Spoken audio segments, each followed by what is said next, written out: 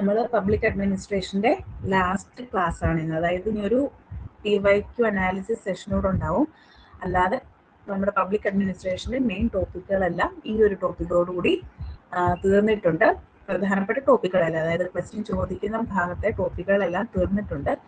ഇനി ഇതിനകത്ത് ഞാൻ ഡിസ്കസ് ചെയ്യാത്ത ഒരു ടോപ്പിക് ഉണ്ട്, റൈറ്റ് ടു ഇൻഫർമേഷൻ ആക്ട്. അത് ആക്ച്വലി നമ്മൾ കോൺസ്റ്റിറ്റ്യൂഷൻ്റെ ഭാഗമായിട്ട് ഡീറ്റെയിൽ ആയിട്ട് പഠിക്കും. അതുകൊണ്ടാണ് ഇതിനുള്ളിൽ ആഡ് ചെയ്യാത്തത്. ഓക്കെ, അത് മാത്രമാണ് ഇതിനകത്ത് ആഡ് ചെയ്യാത്തൊരു പോർഷൻ എന്ന് പറയുന്നത്. സോ നമുക്ക് സ്റ്റാർട്ട് ചെയ്താലോ?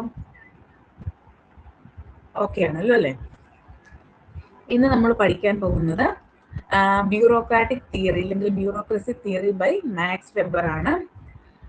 മാക്സ് വെബറിന്റെ കാര്യം പറയുവാണെങ്കിൽ അദ്ദേഹം ഒരു ജർമ്മൻ സോഷ്യോളജിസ്റ്റ് ആണ്. അപ്പൊ അതൊന്ന് നോക്കി വെച്ചേക്കുക, ചിലപ്പോൾ ചോദിക്കാറുണ്ട് താഴെ പറയുന്നവയിൽ ഏത് രാജ്യത്ത് നിന്നുമാണ് ഈ മാക്സ് വെബറിന്റെ വരവ്, ഇല്ലെങ്കിൽ ആ ഒരു രീതിയിൽ ചോദിച്ച് കാണാറുണ്ട്. മാക്സ് വെബർ മാത്രമല്ല, ഓൾമോസ്റ്റ് എല്ലാ പൊളിറ്റിക്കൽ തിങ്കേഴ്സിന്റെയും പ്ലേസസ് ഒന്ന് ജസ്റ്റ് അറിഞ്ഞു വെക്കുന്നത് നല്ലതാണ്. സോ ഒരു ജർമ്മൻ സോഷ്യോളജിസ്റ്റ് ആണ് മാക്സ് വെബർ. ജസ്റ്റ് സോഷ്യോളജിസ്റ്റ് മാത്രമല്ല, ഒരു പൊളിറ്റിക്കൽ ഇക്കണോമിസ്റ്റ് ആണ്, അതുപോലെ തന്നെ ഒരു സോഷ്യൽ തിയറിസ്റ്റ് ആണ്. അദ്ദേഹം പ്രധാനമായിട്ടും അദ്ദേഹത്തിന്റെ കോൺട്രിബ്യൂഷൻസ് ഒക്കെ നൽകിയിരിക്കുന്നത് അതോറിറ്റി, സോഷ്യൽ സ്ട്രക്ചേഴ്സ്, ഓർഗനൈസേഷൻ തുടങ്ങിയവയിലൊക്കെയാണ്. അപ്പം ഒരു അതോറിറ്റി എങ്ങനെയായിരിക്കും, ഒരു ഓർഗനൈസേഷന്റെ ഓവറോൾ സ്ട്രക്ചർ എങ്ങനെയാണ് എന്നതിനെ കുറിച്ച് ഡീറ്റെയിൽ ആയിട്ടുള്ള അനാലിസിസ് നടത്തിയിട്ടുള്ള ഒരു പൊളിറ്റിക്കൽ തിങ്കർ ആണ്, അല്ലെങ്കിൽ അഡ്മിനിസ്ട്രേറ്റീവ് തിങ്കർ ആണ് മാക്സ് വെബർ എന്ന് പറയുന്നത്. ഇനി വളരെ ഇമ്പോർട്ടൻറ്റ് പോയിന്റ്, അദ്ദേഹം ബ്യൂറോക്രസിയെ അനലൈസ് ചെയ്യുന്നത് വളരെ rational and efficient way to organise human activity എന്നുള്ള രീതിയിലാണ്. അതായത് ഒരു ബ്യൂറോക്രസി എന്തിനാണ് ഒരു പൊളിറ്റിക്കൽ സിസ്റ്റത്തിൽ ആവശ്യമായിട്ടുള്ളത്, അല്ലെങ്കിൽ അഡ്മിനിസ്ട്രേറ്റീവ് സിസ്റ്റത്തിൽ ആവശ്യമായിട്ടുള്ളത് എന്ന് ചോദിച്ചു കഴിഞ്ഞാൽ വളരെ യുക്തിപൂർണമായി അല്ലെങ്കിൽ കാര്യക്ഷമമായി ഒരു ഓർഗനൈസേഷന്റെ പ്രവർത്തനങ്ങളെ മുന്നോട്ട് കൊണ്ടുപോകുന്നതിനാണ് ബ്യൂറോക്രാറ്റിക് സിസ്റ്റം ആവശ്യമായിട്ട് വേണ്ടത് എന്നതാണ് അദ്ദേഹത്തിന്റെ ഒപ്പീനിയൻ. അപ്പൊ അതിനു മുൻപൊക്കെ ധാരാളം ടൈപ്പ് ഓഫ് ബ്യൂറോക്രസികളും നമുക്ക് കാണാൻ സാധിക്കും. പക്ഷേ അതിൽ നിന്നെല്ലാം ഉപരിയായിട്ട് മാക്സ് വെബർ പറഞ്ഞിട്ടുള്ള ബ്യൂറോക്രസി തിയറിയാണ്, അല്ലെങ്കിൽ ബ്യൂറോക്രാറ്റിക് തിയറിയാണ് പബ്ലിക് അഡ്മിനിസ്ട്രേഷന്റെ ക്രെക്സ് ആയിട്ട് ഇപ്പോൾ നമ്മൾ വിശേഷിപ്പിക്കുന്നത്. ക്ലിയർ ആയോ? മൂന്ന് കാര്യങ്ങളും ഞാൻ പറഞ്ഞോളൂ. ഒന്ന്, മാക്സ് വെബർ ഒരു ജർമ്മൻ സോഷ്യോളജിസ്റ്റ് ആണ്. രണ്ടാമത്തേത്, അതോറിറ്റി, സോഷ്യൽ സ്ട്രക്ചേഴ്സ്, ഓർഗനൈസേഷൻ എന്നിവയിലാണ് അദ്ദേഹത്തിന്റെ കോൺട്രിബ്യൂഷൻസ്. ദെൻ അദ്ദേഹം ബ്യൂറോക്രസി ഒരു റാഷണൽ എഫിഷ്യന്റ് വേയിലാണ് അനലൈസ് ചെയ്തിരിക്കുന്നത്. ക്ലിയർ ആയ മൂന്ന് പോയിന്റുകൾ? ഓക്കെ ആണോ? ഓക്കെ ആണോ? ഓക്കെ. ഇനി നമുക്ക് അദ്ദേഹത്തിന്റെ തിയറി ഓഫ് ബ്യൂറോക്രസി, നിങ്ങളോട് ഒരു സെക്കൻഡേ.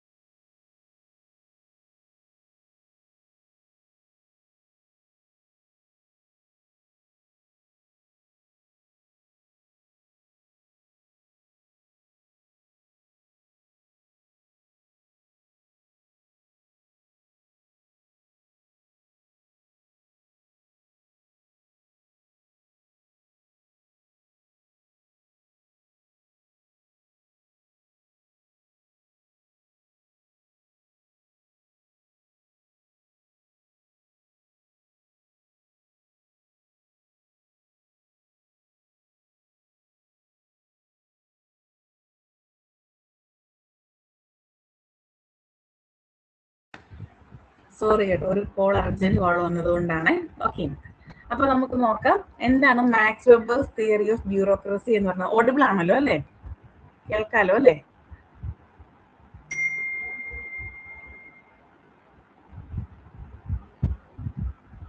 ഓഡിബിൾ ആണോ? ഞാൻ പറയുന്നത് കേൾക്കുന്നുണ്ടോ? Okay, sorry for the interruption. Okay, അപ്പോൾ Max Weber's theory of bureaucracy ആണ് നമ്മൾ പറയുന്നത്. ആൻഡ് ഇവിടെ നമ്മൾ പറയുന്നത് ഒരു ഫോർമൽ ഓർഗനൈസേഷൻ സിസ്റ്റം എങ്ങനെ ഒരു ഐഡിയൽ വേയിൽ അല്ലെങ്കിൽ ഒരു വലിയ നല്ല രീതിയിൽ ഒരു പെർഫെക്റ്റ് വേയിൽ എങ്ങനെ ഒരു ഓർഗനൈസേഷൻ സിസ്റ്റം വർക്ക് ചെയ്യാം എന്നുള്ളതാണ് ഇതുകൊണ്ട് ഉദ്ദേശിക്കുന്നത്. അതായത് അദ്ദേഹം എങ്ങനെയാണ് ബ്യൂറോക്രസിയെ ഡിഫൈൻ ചെയ്തിരിക്കുന്നതെന്ന് ചോദിച്ചു കഴിഞ്ഞാൽ ഒരു ഫോർമൽ ഓർഗനൈസേഷനെ എത്രത്തോളം ഒതന്റിക് ആയിട്ട് അല്ലെങ്കിൽ ഐഡിയൽ ആയിട്ട് വർക്ക് ചെയ്യിപ്പിക്കാം എന്നുള്ളതാണ് അദ്ദേഹത്തിന്റെ കോൺസെപ്റ്റ് ആയിട്ട് പറയുന്നത്. അപ്പം ഇവിടെ നിങ്ങൾ ഓർത്ത് വെക്കേണ്ടത് എപ്പോഴും സ്റ്റേറ്റ്മെന്റിൽ വരുന്ന ഒരു സെന്റൻസ് ആണ്, മാക്സ് വെബറിന്റെ ബ്യൂറോക്രസി എന്ന് പറയുന്നത് rational and legal authority system ആണ് എന്നുള്ളത്. അത് എപ്പോഴും സ്റ്റേറ്റ്മെന്റ് ആയിട്ട് ചോദിക്കാറുണ്ട്. അപ്പൊ ഈ ഒരു സ്റ്റേറ്റ്മെന്റ് നിങ്ങൾ പഠിച്ചു വെക്കുക. അദ്ദേഹത്തിന്റെ സിസ്റ്റം എന്ന് പറയുന്നത് റാഷണൽ ആൻഡ് ലീഗൽ അതോറിറ്റി ആണ്. അത് എങ്ങനെയാണ് പ്രവർത്തിക്കുന്നത്? ആ ഒരു ഓർഗനൈസേഷനിൽ കൃത്യമായിട്ടുള്ള റൂൾസ് ഉണ്ടാവും, ഒരു ഹൈറാർക്കിക്കൽ സ്ട്രക്ചർ ഉണ്ടാകും, മെറിറ്റ് ബേസ്ഡ് അപ്പോയിന്റ്മെന്റ് ആയിരിക്കും അവിടെ ഉണ്ടാകുന്നത്. മനസ്സിലായോ? അതായത് അദ്ദേഹത്തിന്റെ ഒപ്പീനിയനിൽ ഒരു ബ്യൂറോക്രാറ്റിക് സിസ്റ്റം എന്ന് പറയുന്നത് ഒരു റാഷണൽ ലീഗൽ അതോറിറ്റി ആണ്. യുക്തിപൂർണമായി പ്രവർത്തിക്കുന്ന ലീഗലി ബൈൻഡഡ് ആയിട്ടുള്ള ഒരു അതോറിറ്റിയാണ്. ഒപ്പം തന്നെ അതിന് കൃത്യമായിട്ടുള്ള റൂൾസ് ഉണ്ടാകും, ഹൈറാർക്കിക്കൽ സ്ട്രക്ചർ ഉണ്ടാകും, മെറിറ്റ് ബേസ്ഡ് അപ്പോയിന്റ്മെന്റ് ആയിരിക്കും അവിടെ ഉണ്ടാകുന്നത്. ഈ ഒരു പോയിന്റ് നന്നായിട്ട് മനസ്സിലാക്കി വെക്കുക.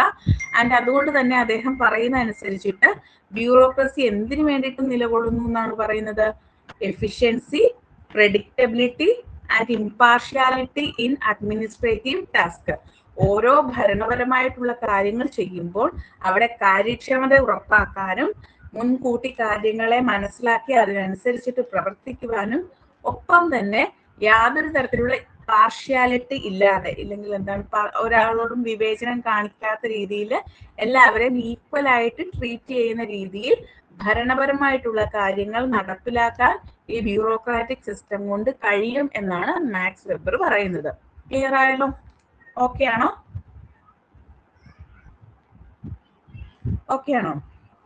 സോ ഈ ടേം നിങ്ങൾ ഓർത്ത് വെച്ചേക്ക്. റാഷണൽ ലീഗൽ അതോറിറ്റി ഇത് ഇമ്പോർട്ടന്റ് ആണ്. അത് എപ്പോഴും ചോദിക്കാറുണ്ട്. റാഷണൽ ലീഗൽ അതോറിറ്റി ഒരു സ്റ്റേറ്റ്മെന്റ് ടൈപ്പിൽ ചോദിക്കാറുണ്ട്. നമുക്ക് അടുത്ത ഭാഗത്തിലേക്ക് പോയാലോ? ഓക്കെ ആണോ?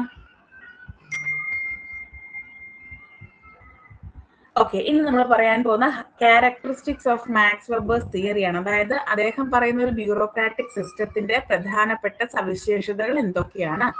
ഒന്നാമതായിട്ട് പറയുന്നത് ഹൈറാർക്കി ഓഫ് അതോറിറ്റിയാണ്. അതായത് കൃത്യമായിട്ട് ടോപ്പ് ബോട്ടം രീതിയിൽ തന്നെ ആയിരിക്കും അവിടെ ഒരു സ്ട്രക്ചർ നിലകൊള്ളുന്നത്. ടോപ്പ് ഒഫീഷ്യൽസ് ഉണ്ടാകും, ബോട്ടം ഒഫീഷ്യൽസ് ഉണ്ടാവും. ഒരു കമാൻഡിങ് ചെയിൻ പോലെ, അല്ലെങ്കിൽ ഓരോ അതോറിറ്റി ലെവലും കൃത്യമായിട്ട് ഡിഫൈൻ ചെയ്തിട്ടായിരിക്കും അവിടെ പ്രവർത്തിക്കുന്നത്. ഹൈറാർക്കി ഒക്കെ എന്താണ് നമ്മൾ പഠിച്ചതാണ് അല്ലേ? രണ്ടാമതായിട്ട് അവിടെ ഇൻപേഴ്സണൽ റിലേഷൻഷിപ്പ് ആയിരിക്കും ഉണ്ടാകുക. എന്ന് വെച്ച് കഴിഞ്ഞാൽ പേഴ്സണൽ ആയിട്ടുള്ള യാതൊരു തരത്തിലുള്ള അപ്രോച്ചസും അവിടെ ഉണ്ടാവില്ല. എല്ലാത്തിനും ഒരു ഒബ്ജക്ടിവിറ്റി ഉണ്ടാകും, അതുപോലെ തന്നെ ഇംപാർഷ്യാലിറ്റി ഉണ്ടാകും. പേഴ്സണൽ ഫീലിങ്സിന് അവിടെ വലിയ പ്രാധാന്യം ഉണ്ടാകില്ല. സോ അത്തരത്തിൽ പേഴ്സണൽ ഫീലിങ്സ് ഉണ്ടാകാതിരിക്കുന്നതിനായിട്ട് എക്സ്റ്റാബ്ലിഷ്ഡ് ആയിട്ടുള്ള റൂൾസ് ആൻഡ് റെഗുലേഷൻസ് ഓരോ ഓർഗനൈസേഷനിലും ഉണ്ടാകും. ക്ലിയർ ആയോ? രണ്ട് പോയിന്റുകൾ ക്ലിയർ ആയോ? ഒന്ന് ഹൈറാർക്കി ഓഫ് അതോറിറ്റി ആണ്, രണ്ടാമത്തേത് ഇംപേഴ്സണൽ റിലേഷൻഷിപ്പ് ആണ്. ഓക്കെ ആണോ? ഇത്രയും ക്ലിയർ ആയോ? അടുത്ത പോയിന്റിലോട്ട് പോകട്ടെ.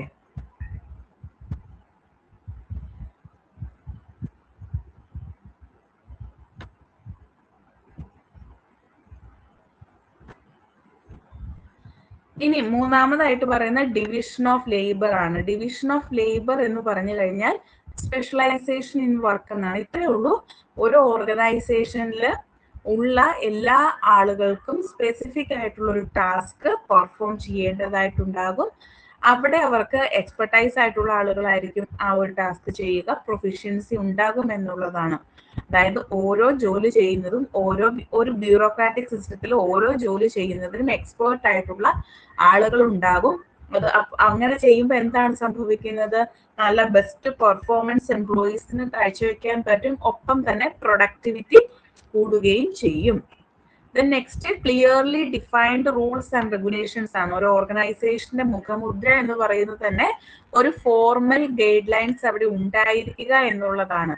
അതായത് എങ്ങനെയാണ് ഡിസിഷൻ മേക്കിംഗ് നടത്തേണ്ടത്, എങ്ങനെയാണ് ഒരു എംപ്ലോയിയുടെ കണ്ടക്ട് ഓർഗനൈസേഷനിൽ ഉണ്ടാവേണ്ടത്, എങ്ങനെയാണ് ഒരു വർക്ക് ഫ്ലോ നടക്കേണ്ടത്, ഇങ്ങനെ തുടങ്ങി എല്ലാ കാര്യങ്ങളിലും ഒരു കൃത്യമായിട്ടുള്ള റൂൾസ് ആൻഡ് റെഗുലേഷൻസ് അവിടെ ഉണ്ടായിരിക്കും എന്നുള്ളതാണ്. Then formal selection of employees, വളരെ ഇമ്പോർട്ടന്റ് ആയിട്ടുള്ള ഒരു പോയിന്റ് ആണ് ഫോർമൽ സെലക്ഷൻ ഓഫ് എംപ്ലോയീസ് എന്ന് വെച്ച് കഴിഞ്ഞാൽ അദ്ദേഹം പറയുന്ന അനുസരിച്ചിട്ട് ഒരു ഓർഗനൈസേഷനിലുള്ള എംപ്ലോയിയെ ഷുവർ ആയിട്ടും എന്തിന്റെ ബേസിസിൽ മാത്രമേ ചൂസ് ചെയ്യാൻ പാടുള്ളൂ? പ്രൊഫഷണൽ മെറിറ്റിന്റെ അടിസ്ഥാനത്തിൽ. അത് എക്സാമിനേഷനോ അല്ലെങ്കിൽ എഡ്യൂക്കേഷനോ വഴി ആയിരിക്കണം, അസസ് ചെയ്തിട്ടായിരിക്കണം എടുക്കേണ്ടത്. നല്ല ക്വാളിഫിക്കേഷൻ ഉണ്ടോ നോക്കുക. ഒപ്പം തന്നെ കോമ്പറ്റീറ്റീവ് എക്സാമിനേഷൻസിലൂടെ ആയിരിക്കണം സെലക്ഷൻ ഓഫ് എംപ്ലോയീസ് നടത്തേണ്ടത്. അങ്ങനെ സ്റ്റാഫിനെ സെലക്ട് ചെയ്ത് കഴിഞ്ഞാൽ അവിടെ എന്താണ്? എഫിഷ്യൻസി കൂടും, ഒപ്പം തന്നെ പ്രൊഫഷണലിസവും കൂടും. നെക്സ്റ്റ് ആയിട്ട് പറയുന്നത് കരിയർ ഡെവലപ്മെന്റ് ആണ്. കരിയർ ഡെവലപ്മെന്റ് എന്ന് പറഞ്ഞു കഴിഞ്ഞാൽ നമ്മൾ പറഞ്ഞല്ലോ, ഈ ട്രെയിനിങ് ഒക്കെ കൊടുത്തിട്ടാണല്ലോ ഈ ആളുകളെ ഇവിടെ അപ്പോയിന്റ് ചെയ്ത് വെച്ചിരിക്കുന്നത്. അപ്പോൾ ഇങ്ങനെയുള്ള എംപ്ലോയീസിന് അവരുടെ പെർഫോമൻസ് കൂടുന്നത് വഴി അവരുടെ കരിയർ ഗ്രോത്ത് ഉണ്ടാക്കുന്നതിന് സഹായിക്കും എന്നുള്ളതാണ് മാക്സ് വെബർ പറയുന്നത്. അങ്ങനെ 6 തരത്തിലുള്ള ക്യാരക്ടറിസ്റ്റിക്സ് ആണ് ഒരു ബ്യൂറോക്രാറ്റിക് സിസ്റ്റത്തിനുള്ളത് എന്നാണ് മാക്സ് വെബറിന്റെ ഒപ്പീനിയൻ. ക്ലിയർ ആയോ?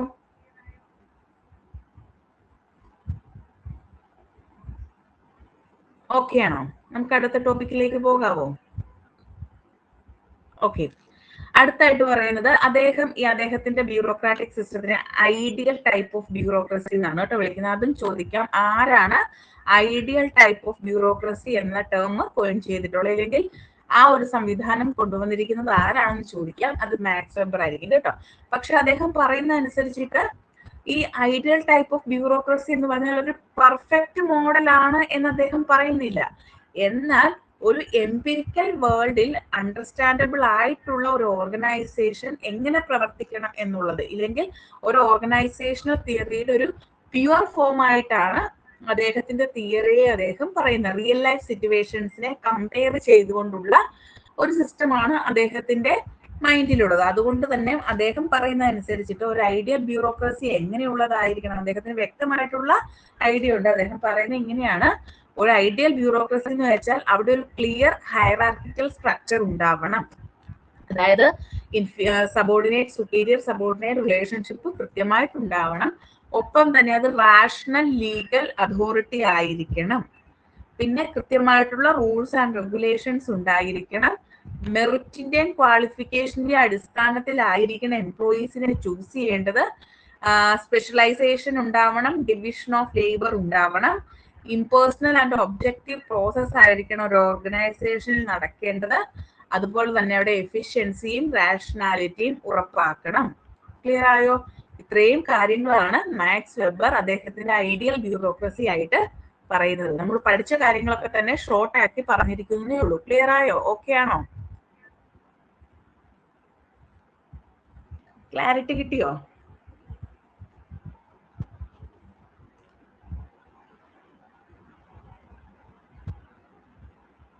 നമുക്ക് നെക്സ്റ്റ് ടോപ്പിക്കിലേക്ക് പോയാലോ?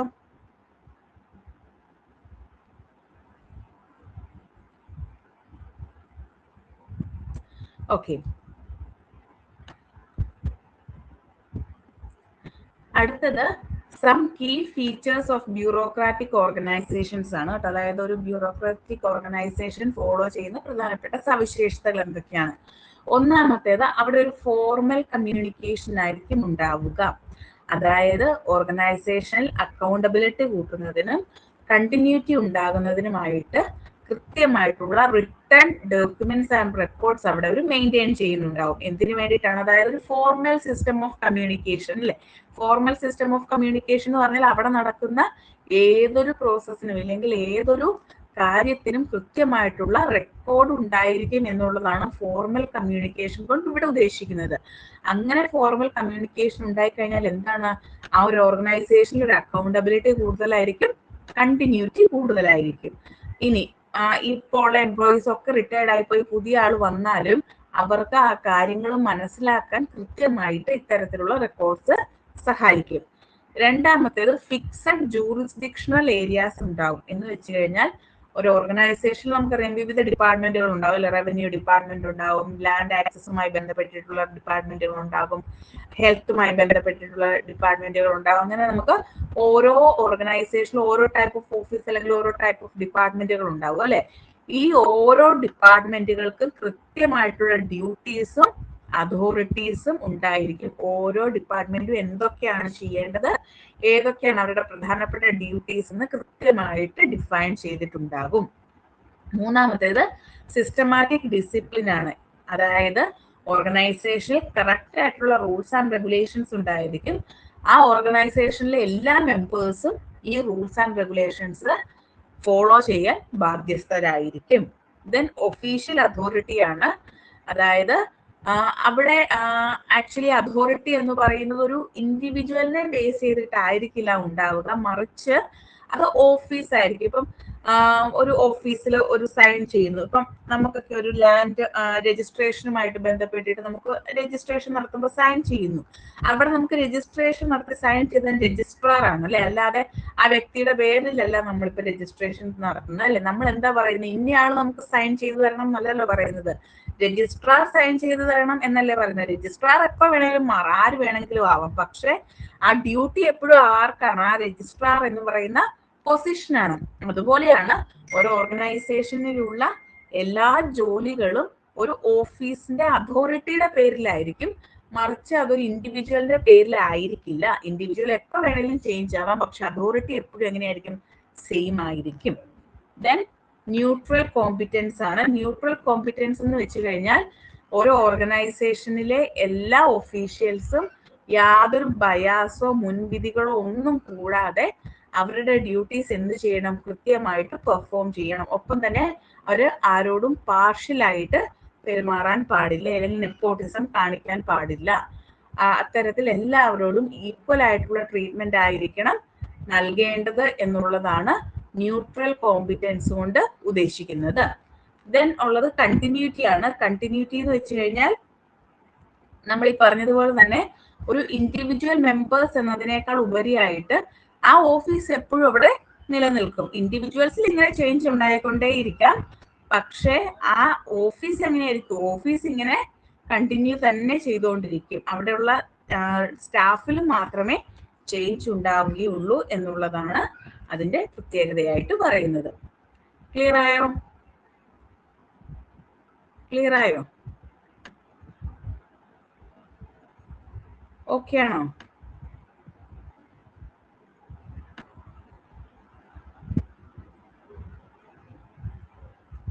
ഓക്കെ, ഇനി നമുക്ക് ഈ ഒരു തിയറിക്ക് എന്തൊക്കെ ക്രിറ്റിസിസംസ് ആണ് ഫേസ് ചെയ്യേണ്ടി വന്നത്, ഇതൊക്കെ നിങ്ങൾ ജസ്റ്റ് വായിച്ചിരുന്നാൽ മതിയാവും കേട്ടോ.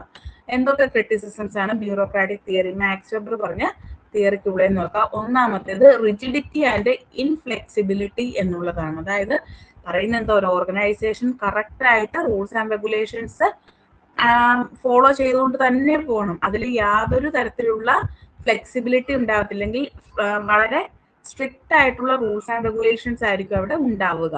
അങ്ങനെ വരുമ്പോൾ എംപ്ലോയീസിന് അതൊരു ബുദ്ധിമുട്ടാവും അല്ലെ. അപ്പൊ റിജിഡിറ്റി ആൻഡ് ഇൻഫ്ലെക്സിബിലിറ്റി ആണ് ഫസ്റ്റ് ക്രിറ്റിസിസം ആയിട്ട് പറയുന്നത്.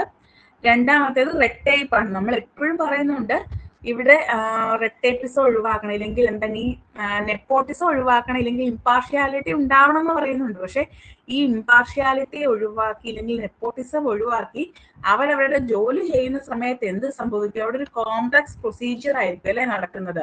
ആ കോംപ്ലക്സ് പ്രൊസീജിയറിൽ ഡിസിഷൻ മേക്കിംഗ് എപ്പോഴും എങ്ങനെയായിരിക്കും? സ്ലോ ആയിരിക്കും. അങ്ങനെ സ്ലോ ഡിസിഷൻ മേക്കിംഗ് ഉണ്ടായിക്കഴിഞ്ഞാൽ സിറ്റിസൺസിന്റെ കാര്യങ്ങളിൽ വളരെ ഡിലേ ആയിട്ടേ നടക്കത്തുള്ളൂ. അപ്പൊ അത് സിറ്റിസൺസിന് ഫ്രസ്ട്രേഷൻ ഉണ്ടാക്കുന്നതിന് കാരണമാകും. So complex procedures can slow decision making and frustrate citizens എന്നുള്ളതാണ് ഇവിടെ റെഡ് ടേപ്പ് കൊണ്ട് ഉദ്ദേശിക്കുന്നത്. മൂന്നാമത്തെ നമ്മൾ പറഞ്ഞു ഇംപേഴ്സണാലിറ്റി വലിയൊരു ഫീച്ചർ ആണെന്ന് പറഞ്ഞു അല്ലേ. ഈ ഇംപേഴ്സണാലിറ്റി എന്ന് പറയുമ്പോൾ അവിടെ എന്താണ്, നമ്മൾ ഈ പറഞ്ഞൊരു ഇൻഡിവിജ്വലിന്റെ മൊറാലെ ഉണ്ടല്ലോ, അല്ലെങ്കിൽ ഒരു റെസ്പോൺസീവ്നെസ് ഉണ്ടല്ലോ. ഇപ്പൊ നമ്മൾ ഹ്യൂമൻ ബീയിങ് ആയ സ്ഥിതിക്ക് നമുക്ക് നമ്മുടെ ഫെലോ ബീയിങ്സിനോട് എപ്പോഴും ഒരു കൺസിഡറേഷൻ ഉണ്ടാവും അല്ലെ. ആ കൺസിഡറേഷൻ ഇവിടെ ഉണ്ടാവാൻ പാടില്ല എന്നാണ് മാക്സ് വെബർ പറയുന്നത്.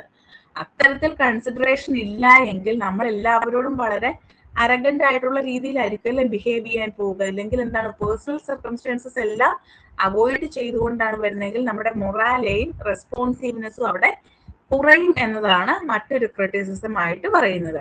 ദെൻ ഏലിയനേഷൻ ആണ്. ഏലിയനേഷൻ എന്ന് വെച്ചാൽ എന്താ, ഒറ്റപ്പെടുക എന്നൊക്കെ നമ്മൾ പറയും അല്ലെ.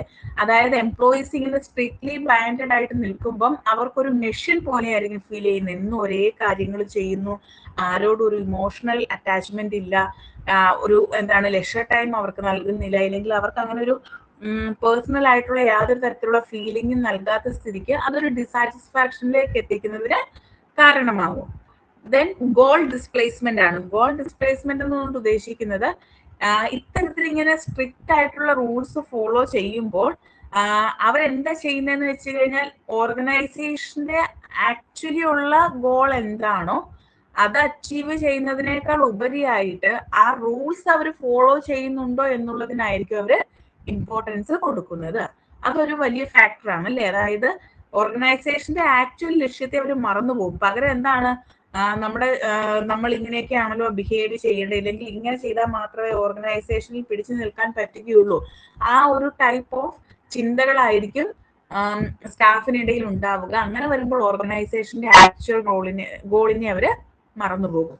ദെൻ ഓവർ സെൻട്രലൈസേഷൻ, മറ്റൊരു പ്രധാനപ്പെട്ട ക്രിറ്റിസിസം ആയിട്ട് പറയുന്നത് ഓവർ സെൻട്രലൈസേഷൻ ആണ്. നമുക്കറിയാം ഇതൊരു ഹൈറാർക്കിക്കൽ സ്ട്രക്ചറിൽ ഫോളോ ചെയ്യുന്നു എന്നുള്ളത് കൊണ്ട് തന്നെ ടോപ്പ് അതോറിറ്റീസിന് മാത്രമായിരിക്കും അല്ലെ ഫുൾ ഡിസിഷൻ മേക്കിംഗ് കപ്പാസിറ്റി എന്ന് പറയുന്നത്. അത് വർക്കേഴ്സിനിടയിൽ ഒരു പ്രോബ്ലം ഉണ്ടാക്കാൻ സാധ്യതയുണ്ട്. അപ്പൊ ഇതൊക്കെയാണ് പ്രധാനപ്പെട്ട ക്രിറ്റിസിസം എന്ന് പറയുന്നത്. ക്ലിയർ ആയോ? ഓക്കെ, ഇത്രയേ ഉള്ളൂ മാക്സ് വെബറിന്റെ ബ്യൂറോക്രസി അല്ലെങ്കിൽ ബ്യൂറോക്രാറ്റിക് തിയറി എന്ന് പറയുന്നത്. പ്രധാനപ്പെട്ട പോയിന്റ്സുകൾ ഇത്രയുമാണ്. ക്ലിയർ ആയോ? ഓക്കെ ആണോ?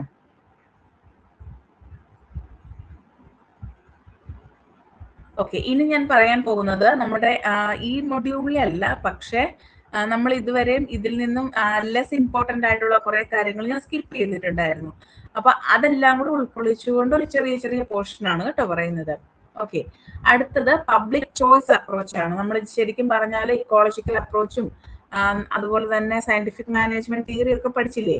ആ സമയത്ത് അക്കൂട്ടത്തിൽ പഠിക്കേണ്ട ഒരു ടോപ്പിക് ആയിരുന്നു. പക്ഷെ അതിന്റെ ലെസ് ഇമ്പോർട്ടൻസ് ഉള്ളത് കൊണ്ടാണ് ഞാൻ അവിടെ അന്നേരം അത് ഉൾക്കൊള്ളിക്കാത്തത്. അപ്പൊ public choice approach in public administration എന്താണെന്ന് നമുക്ക് നോക്കാം. ഓക്കെ, സ്റ്റാർട്ട് ചെയ്യാലോ.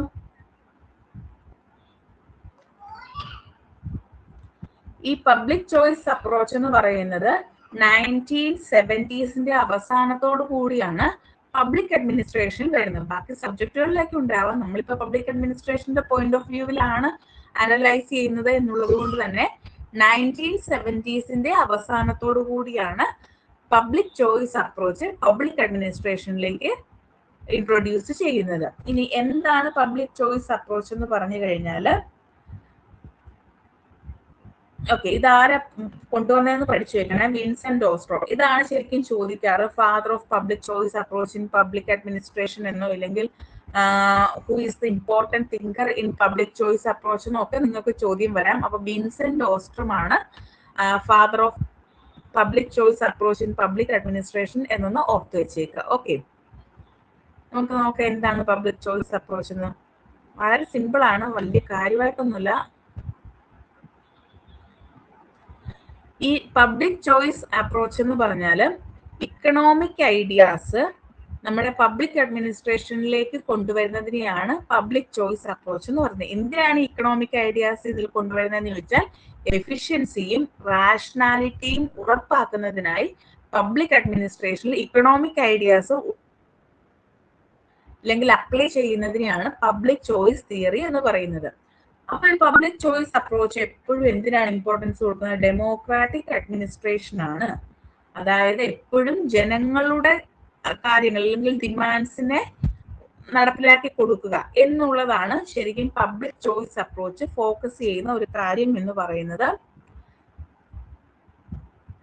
അതുകൊണ്ട് തന്നെ നമുക്ക് ഇതിന്റെ ഫീച്ചേഴ്സിലേക്ക് പോയി കഴിഞ്ഞാൽ മനസ്സിലാകും ഈ പബ്ലിക് ചോയ്സ് അപ്രോച്ച് ബ്യൂറോക്രസിയെ എങ്ങനെയാണ് ഈവിൾ ആയിട്ടാണ് കൺസിഡർ ചെയ്യുന്നത്. നമ്മൾ എപ്പോഴും പറഞ്ഞല്ലോ, ഈ ബ്യൂറോക്രസി എന്ന് പറയുന്ന ജനങ്ങൾക്ക് വേണ്ടിയിട്ടാണെങ്കിലും അവിടെ റെറ്റേറ്റിസും ഒക്കെ ഉണ്ടാവാൻ സാധ്യതയുണ്ടെന്ന് പറഞ്ഞല്ലോ. സോ അതുകൊണ്ട് തന്നെ ഈ പബ്ലിക് ചോയ്സ് അപ്രോച്ച് ബ്യൂറോക്രാറ്റ്സിനെ ഈവിൾ ആയിട്ടാണ് കണക്കാക്കുന്നത്. അതുകൊണ്ട് തന്നെ public choice approach anti bureaucrat ആയിട്ടാണ് കൺസിഡർ ചെയ്യുന്നത്. അതൊന്ന് ഓർത്ത് വെക്കണേ, ഒരു തവണ സ്റ്റേറ്റ്മെന്റ് ആയിട്ട് ചോദിച്ചിട്ടുണ്ട്. സോ പബ്ലിക് ചോയ്സ് അപ്രോച്ച് എന്ന് പറയുന്ന ആന്റി ബ്യൂറോക്രാറ്റിക് നേച്ചർ ആണ് എന്നുള്ളതൊന്ന് ഓർത്ത് വെക്കുക.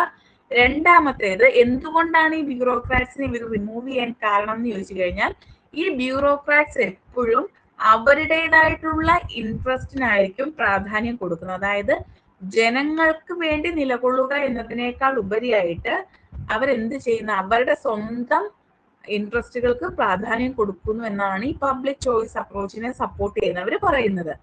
അതുകൊണ്ട് ഇത് ആന്റി ബ്യൂറോക്രാറ്റ്. ഓക്കെ, വിൻസെന്റ് ഓസ്ട്രോം എന്നാണ്. വിൻസെന്റ് ഓസ്ട്രോം, ഇവിടെ പേരില്ല, ഞാൻ എഴുതാം.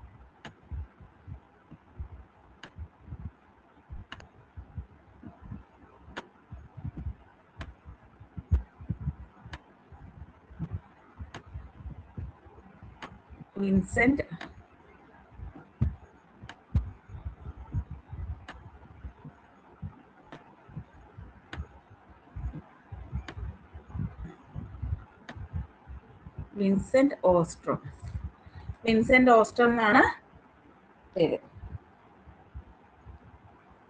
കിട്ടിയോ?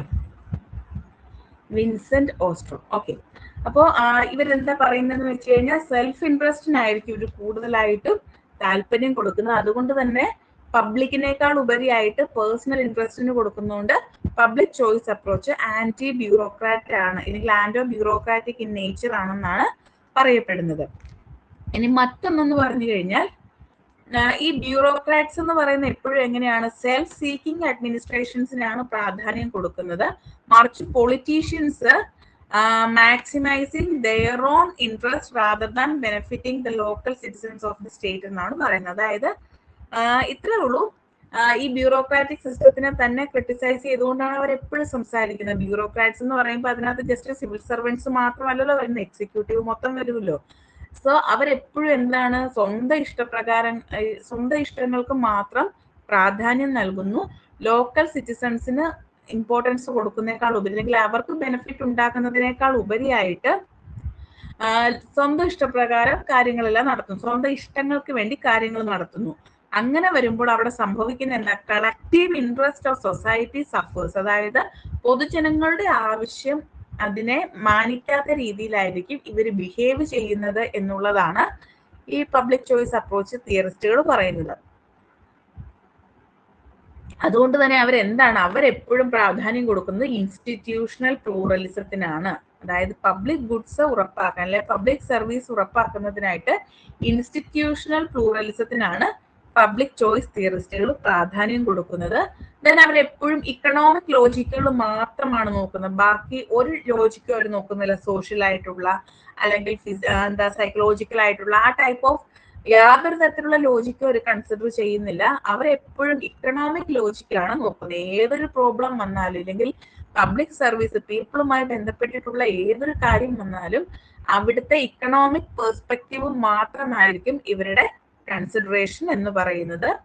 പിന്നെ പറയുന്നത് ഇവർ എപ്പോഴും ഡെമോക്രാറ്റിക് ഡിസിഷൻ മേക്കിങ്ങിനെയാണ് സപ്പോർട്ട് ചെയ്യുന്നത്. പോപ്പുലർ പാർട്ടിസിപ്പേഷൻ എപ്പോഴും അഡ്മിനിസ്ട്രേഷൻ ഉണ്ടാവണം എന്നൊക്കെയാണ് ഇവരുടെ ഐഡിയ എന്ന് പറയുന്നത്. ക്ലിയർ ആയോ?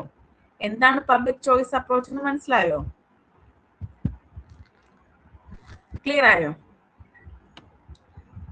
നിങ്ങൾ ജസ്റ്റ് അത് എന്താണെന്ന് മനസ്സിലാക്കി വെക്കുക. അതിനേക്കാളൊക്കെ ഉപരിയായിട്ട് ആരാണിത് കൊണ്ടുവന്നത് എന്നുള്ളതാണ് നമുക്കിവിടെ പഠിക്കാനുള്ളത്. അതൊക്കെയാണ് ചോദിക്കുക. അതിൽ കൂടുതൽ ചോദിക്കുന്നതായിട്ട് ഇതുവരെ കണ്ടിട്ടില്ല, ഇനി നമുക്ക് അങ്ങോട്ട് അറിയില്ല. ഓക്കെ, നമുക്ക് ഈ പബ്ലിക് ചോയ്സ് തിയറി എന്തിനാണ് എംഫസിസ് കൊടുക്കുന്നത് അല്ലെങ്കിൽ ഇമ്പോർട്ടൻസ് കൊടുക്കുന്നത് നോക്കാം.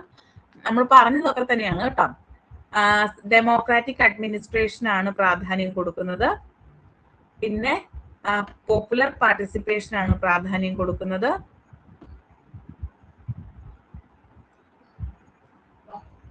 ഡെമോക്രാറ്റിക് അഡ്മിനിസ്ട്രേഷൻ, പോപ്പുലർ പാർട്ടിസിപ്പേഷൻ, അതുപോലെ തന്നെ ജനങ്ങളുടെ വെൽഫെയറിന് പ്രാധാന്യം കൊടുക്കുന്നു. അതുപോലെ ഗവൺമെന്റിന്റെ മോണോപോളി ഇല്ലാതാക്കാൻ വേണ്ടി പ്രവർത്തിക്കുന്നു. സോ ഇതൊക്കെയാണ് പബ്ലിക് ചോയ്സ് അപ്രോച്ചിന്റെ പ്രധാനപ്പെട്ട ഇമ്പോർട്ടൻസ് അല്ലെങ്കിൽ ലക്ഷ്യം എന്ന് പറയുന്നത്. ക്ലിയർ ആയോ? ഓക്കെ ആയോ? ഇത്രേ ഉള്ളൂ പബ്ലിക് ചോയ്സ് അപ്രോച്ച്. ഈ രണ്ട് ടോപ്പിക്കുകളും ക്ലിയർ ആയോ? മാക്സ് വെബറിന്റെ തിയറിയും അതുപോലെ തന്നെ പബ്ലിക് ചോയ്സ് അപ്രോച്ചും ക്ലിയർ ആയോ? നമുക്ക് അടുത്ത ടോപ്പിക്കിലേക്ക് പോകാം.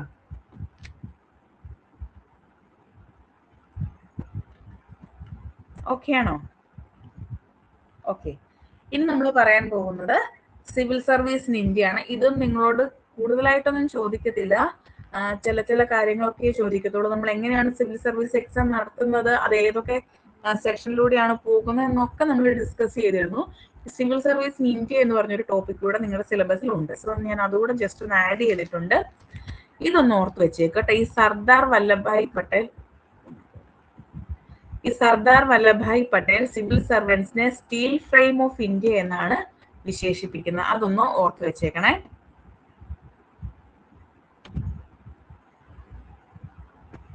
ഓക്കെ, ക്ലിയർ ആയോ? സ്റ്റീൽ ഫ്രെയിം ഓഫ് ഇന്ത്യ എന്നാണ് സിവിൽ സർവൻസിനെ സർദാർ വല്ലഭായ് പട്ടേൽ വിശേഷിപ്പിക്കുന്നത്. ആ പോയിന്റ് ഒന്ന് ഓർത്ത് വെച്ചേച്ചാൽ മതി.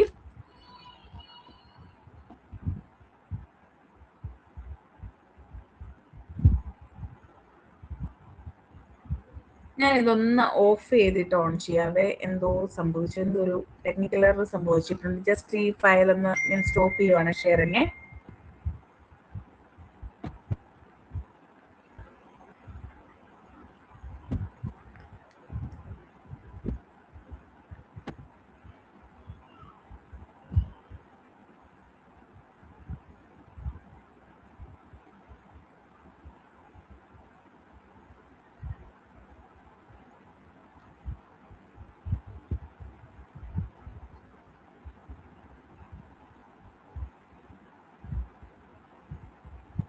സ്ക്രീൻ വിസിബിൾ ആയോ? സ്ക്രീൻ ഓക്കെ ആയോ? കാണുന്നുണ്ടോ?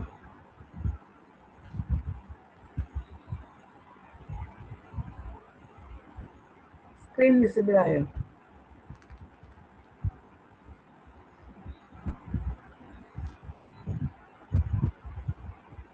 ഇപ്പോഴും വിസിബിൾ ആയില്ല?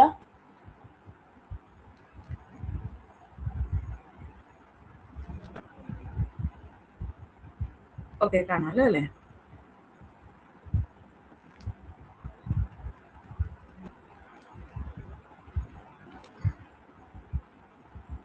ക്ലിയർ ആയില്ല? ഇപ്പോഴും ക്ലിയർ ആയിട്ടില്ല?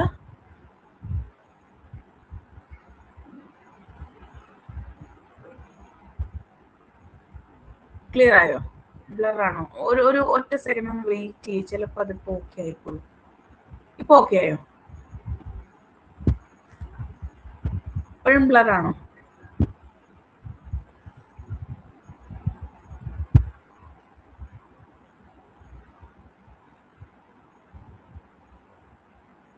ഓക്കെ ആയോ?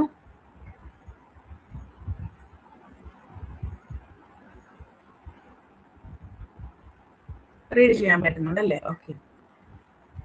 അപ്പോ നമ്മുടെ സർദാർ വല്ലഭായ് പട്ടേല് സിവിൽ സർവൻസിനെ കുറിച്ച് പറഞ്ഞിരിക്കുന്ന എന്താ? സ്റ്റീൽ ഫ്രെയിം ഓഫ് ഇന്ത്യ എന്നുള്ളതാണ്. ഇതൊന്ന് നിങ്ങൾ ജസ്റ്റ് ഒന്ന് ഓർത്ത് വെച്ചേക്കുക, ചിലപ്പോൾ ചോദിക്കാൻ സാധ്യതയുണ്ട്. So steel frame of India എന്ന് സിവിൽ സർവൻസിനെ വിശേഷിപ്പിച്ചിരിക്കുന്നത് സർദാർ വല്ലഭായ് പട്ടേൽ ആണ് എന്നുള്ളതൊന്ന് ഓർത്ത് വെച്ചേക്കുക.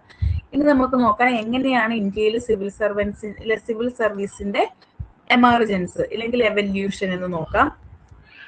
ആദ്യമായിട്ട് ഈ സിവിൽ സർവീസ് എന്ന് പറയുന്ന ഒരു ഐഡിയ വരുന്നത് 1793 തൊട്ട് 1806 വരെ ഈസ്റ്റ് ഇന്ത്യ കമ്പനി ഇറയിലാണ്. ഈസ്റ്റ് ഇന്ത്യ കമ്പനി നിങ്ങൾക്ക് അറിയാമായിരിക്കുമല്ലോ, ബ്രിട്ടീഷ് ചരിത്രമൊക്കെ നമുക്ക് അറിയാമായിരിക്കുമല്ലോ. ബ്രിട്ടീഷുകാർ ഇവിടെ വന്നതും 1600-കളിൽ ഇവിടെ വന്നത് ഇംഗ്ലീഷ് ഈസ്റ്റ് ഇന്ത്യ കമ്പനി ആയിട്ടാണ്. അതിനുശേഷം ഫസ്റ്റ് വാർ ഓഫ് ഇൻഡിപെൻഡൻസിന് ശേഷം രാജ്ഞി നേരിട്ട് ഭരണം ഏറ്റെടുക്കുന്നു എന്നൊക്കെ പറഞ്ഞ് നിങ്ങൾ പഠിച്ചിട്ടുണ്ടാവും. അതൊക്കെ നിങ്ങൾക്ക് അറിയാമായിരിക്കുമല്ലോ അല്ലെ? അപ്പൊ ഈ ഈസ്റ്റ് ഇന്ത്യ കമ്പനി ഇറയിലാണ് ആദ്യമായിട്ട് സിവിൽ സർവീസ് എന്ന് പറയുന്ന ഒരു കോൺസെപ്റ്റ് വരുന്നത്. അതിൽ നിങ്ങൾ പഠിച്ചിരിക്കേണ്ട ഒന്നാണ് ചാർട്ടർ ആക്ട് ഓഫ് 1793 ആണ് സിവിൽ സർവീസിന് ഒരു ഫൗണ്ടേഷൻ കൊടുക്കുന്നത്. അത് എങ്ങനെയാണെന്ന് ചോദിച്ചാൽ ഹെയിൽബറി കോളേജ്, അതായത് സിവിൽ സർവൻസിന് ട്രെയിനിങ് നൽകുന്നതിന് വേണ്ടി ബ്രിട്ടീഷുകാര് കൊണ്ടുവന്നിട്ടുള്ള ഹെയിലിബറി കോളേജ് വഴിയാണ് ആദ്യമായിട്ട് സിവിൽ സർവീസ് എന്ന് പറയുന്ന ഒരു കോൺസെപ്റ്റിന് ഉദയമുണ്ടാകുന്നത്. ക്ലിയർ ആയല്ലോ? ഇനി രണ്ടാമത്തേതെന്ന് പറഞ്ഞാൽ 1832 നമ്മുടെ അതുവരെയും ഇന്ത്യക്കാർക്ക് സിവിൽ സർവൻസ് ആവാനുള്ള സാധ്യതകൾ ഉണ്ടായിരുന്നില്ല, ഓൺലി ബ്രിട്ടീഷുകാർക്ക് മാത്രമായിരുന്നു.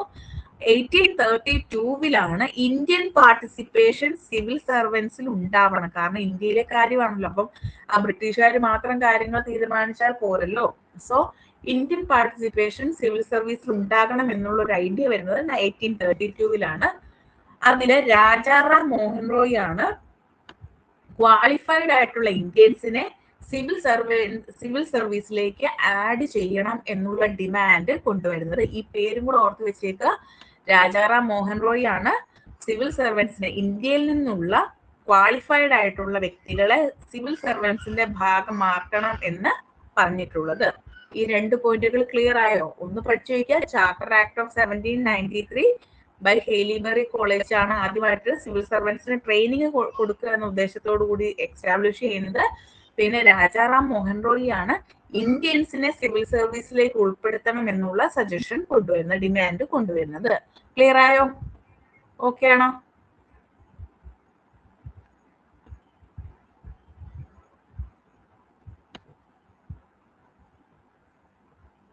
ഓക്കെ, അടുത്തത് 1853 തൊട്ട് 1855 വരെ നമ്മുടെ ലോർഡ് മെക്കാളയുടെ കാലഘട്ടമാണ്. അപ്പൊ ലോർഡ് മെക്കാളെ മിനിറ്റ്സ് എന്നൊക്കെ നിങ്ങൾ കേട്ടിട്ടുണ്ടാവുമല്ലോ അല്ലെ? ഇംഗ്ലീഷ് എഡ്യൂക്കേഷൻ ഇവിടെ കൊണ്ടുവരാൻ വേണ്ടിയിട്ടൊക്കെ എന്താണ് പ്രധാനപ്പെട്ട റോള് വഹിച്ച ആളാണ് ലോർഡ് മെക്കാളെ എന്ന് പറയുന്നത്. മെക്കാളെ കമ്മിറ്റി റിഫോംസ് ആണ് മറ്റൊരു പ്രധാനപ്പെട്ട ഒരു റിഫോം ആയിട്ട് സിവിൽ സർവീസിൽ പറയുന്നത്. എന്താന്ന് ചോദിച്ചു കഴിഞ്ഞാൽ അതുവരെ ഒരു പേട്രണേജ് സിസ്റ്റം ആണ്. പേട്രണേജ് സിസ്റ്റം എന്ന് വെച്ച് കഴിഞ്ഞാൽ ആരാണോ അതോറിറ്റി, ആ അതോറിറ്റിക്ക് ഇഷ്ടപ്പെട്ടവർക്ക് ജോലി കൊടുക്കുക എന്നുള്ളതാണ് പേട്രണേജ് സിസ്റ്റം കൊണ്ട് ഉദ്ദേശിക്കുന്നത്. അതിന് പകരമായിട്ട് എന്ത് ചെയ്യണം? കോമ്പറ്റീറ്റീവ് എക്സാംസിലൂടെ എന്ത് ചെയ്യണം? സിവിൽ സർവൻസിനെ ചൂസ് ചെയ്യണം എന്നുള്ള ഐഡിയ കൊണ്ടുവരുന്നത് മെക്കാളെ കമ്മിറ്റി റിഫോംസ് ആണ്. അതും ഒന്ന് ഓർത്ത് വെച്ചേക്കുക. 1853 to 1855 ആണ് മെക്കാളെ കമ്മിറ്റി റിഫോംസ് വരുന്നത്. കോമ്പറ്റീറ്റീവ് എക്സാംസ് സിവിൽ സർവീസിൽ കൊണ്ടുവരിക എന്നുള്ളതാണ്, പേട്രണേജ് സിസ്റ്റം ഒഴിവാക്കുക. Then 1861 to 64 first Indian ICS officer, Indian civil service ഓഫീസറിനാണ് കേട്ടോ. അങ്ങനെ ആദ്യമായിട്ട് 1861 സിവിൽ സർവീസിലേക്ക് പ്രവേശിച്ചത് സത്യേന്ദ്രനാഥ ടാഗോർ ആണ്. അപ്പൊ അതുകൂടെ ഒന്ന് ഓർത്ത് വെച്ചേക്കുക. ആദ്യമായിട്ട് ICS പോസ്റ്റിലേക്ക്, അതായത് സിവിൽ സർവീസ് ആക്ട് ഓഫ് 1861 വഴി ആദ്യമായിട്ട് സിവിൽ സർവൻസിലേക്ക് എൻ്റർ ചെയ്യുന്നത് സത്യേന്ദ്രനാഥ ടാഗോർ ആണ്. First Indian civil service officer. ഇത് പഠിച്ചു വെച്ചേക്കണം കേട്ടോ, ചിലപ്പോൾ ചോദിക്കാൻ സാധ്യതയുണ്ട്. So first Indian civil service officer എന്ന് പറഞ്ഞ സത്യേന്ദ്രനാഥ ടാഗോർ ആണ്. 1861 എൻ്റർ ചെയ്യുന്നത്. ദെൻ 1922 to 1935 വളരെയധികം ചേഞ്ചസ്. നമ്മൾ ഇന്ത്യൻ കോൺസ്റ്റിറ്റ്യൂഷൻ പഠിക്കുന്ന സമയത്ത് ഈ റിഫോംസുകളൊക്കെ പഠിക്കും. മൊണ്ടേഗു ചെംസ്ഫോർഡ് റിഫോംസ്, അതുപോലെ തന്നെ സൈമൺ കമ്മീഷൻ, അങ്ങനെയുള്ള കുറെ കാര്യങ്ങളൊക്കെ പഠിക്കുമ്പോൾ ഇത് ഡീറ്റെയിൽ ആയിട്ട് നമ്മൾ പഠിക്കും. പക്ഷെ ഇപ്പം സിവിൽ സർവീസിന്റെ രീതിയിൽ ഫോക്കസിൽ നിങ്ങൾ പഠിക്കുക. 1922 to 1935 ഇന്ത്യനൈസേഷൻ ബിഗിൻ ചെയ്തു എന്നുള്ളതാണ്. അതായത് ഇത്രേ ഉള്ളൂ, സിവിൽ സർവീസിലേക്ക് കൂടുതലായിട്ട് ഇന്ത്യൻസിനെ ഉൾക്കൊള്ളിക്കാൻ തുടങ്ങി. അതിന്റെ ഭാഗമായിട്ട് ആദ്യമേ ചെയ്തത് എന്താണ്? നമ്മുടെ യൂണിയൻ പബ്ലിക് സർവീസ് കമ്മീഷൻ ഇല്ലേ, UPSC 1926 എസ്റ്റാബ്ലിഷ് ചെയ്തു. അങ്ങനെ ആദ്യമായിട്ട് ICS എക്സാം ഇന്ത്യയിൽ ഹെൽഡ് ചെയ്തു. അപ്പൊ ഈ 2 കാര്യങ്ങളും ഓർത്ത് വെച്ചേക്കുക. ഇന്ത്യനൈസേഷന്റെ ഭാഗമായിട്ട് 1926 UPSC എസ്റ്റാബ്ലിഷ് ചെയ്തു. ഇന്ത്യയിൽ ആദ്യമായിട്ട് ഇന്ത്യൻ സിവിൽ സർവീസ് എക്സാം നടക്കുന്നത് 1922 to 1935 കാലഘട്ടത്തിലാണ് എന്ന് ഓർത്ത് വെച്ചേക്കുക. 1947-50 നമുക്കറിയാം, നമ്മുടെ കോൺസ്റ്റിറ്റ്യൂഷൻ ഫോം ചെയ്യുന്ന സമയമാണ് അല്ലെ. ആ ഒരു സമയത്ത് പ്രധാനമായിട്ടും ചെയ്തത് എന്താണെന്ന് വെച്ചാൽ പോസ്റ്റ് ഇൻഡിപെൻഡൻസ് റിഫോം ആണ്. അതിൽ നമ്മൾ പഠിക്കേണ്ടത് IAS, അതുവരെ ICS എന്നല്ലേ പറഞ്ഞിരുന്നത്, ICS മാറ്റി IAS എസ്റ്റാബ്ലിഷ് ചെയ്തു. പ്രധാനപ്പെട്ട ഒരു ആർട്ടിക്കിൾ നമ്മുടെ കോൺസ്റ്റിറ്റ്യൂഷനിൽ ഉൾക്കൊള്ളിച്ചു. That is 312. Article 312, creation of all India services. All India സർവീസസിന്റെ ക്രിയേഷനുമായി ബന്ധപ്പെട്ട് നമ്മുടെ കോൺസ്റ്റിറ്റ്യൂഷനിൽ ആർട്ടിക്കിൾ 312 ആഡ് ചെയ്തു. ഇതൊക്കെയാണ് പ്രധാനപ്പെട്ട റിഫോംസുകളായിട്ട് പറയുന്നത്. ക്ലിയർ ആയോ? സിവിൽ സർവീസ് ക്ലിയർ ആയോ? എങ്ങനെയാണ് ഇന്ത്യയിൽ സിവിൽ സർവീസ് എമേർജ് ചെയ്ത് വന്നത് എന്ന് ക്ലിയർ ആയോ? ഓക്കെ ആണോ?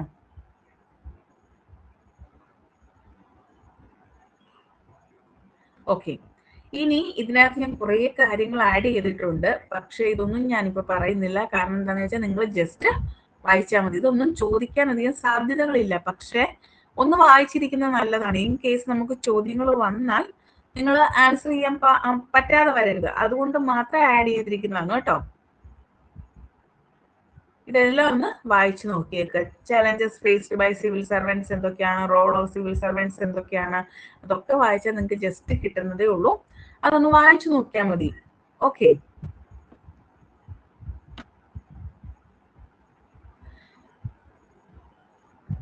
കീ റിഫോംസ് എന്തൊക്കെയാണെന്നൊന്നും പക്ഷെ പൊതുവെ ചോദിക്കാറില്ല കേട്ടോ. കീ റിഫോംസ് ഒന്നും നമുക്ക് ചോദിക്കാറൊന്നുമില്ല. എന്നാൽ നിങ്ങളൊന്ന് വായിച്ചിരുന്നില്ല കേട്ടോ. ഇനി അടുത്തൊരു പ്രധാനപ്പെട്ട ടോപ്പിക്കിലേക്ക് പോകാം. പ്രധാനപ്പെട്ട ഒരു ചെറിയ ടോപ്പിക് തന്നെയാണ്. ലോക്പാൽ ആൻഡ് ലോകായുക്ത. നിങ്ങൾ കേട്ടിട്ടുണ്ടോ ലോക്പാൽ ആൻഡ് ലോകായുക്ത? എന്താ ലോക്പാൽ, എന്താണ് ലോകായുക്ത? ലോക്പാൽ ആൻഡ് ലോകായുക്ത എന്താ?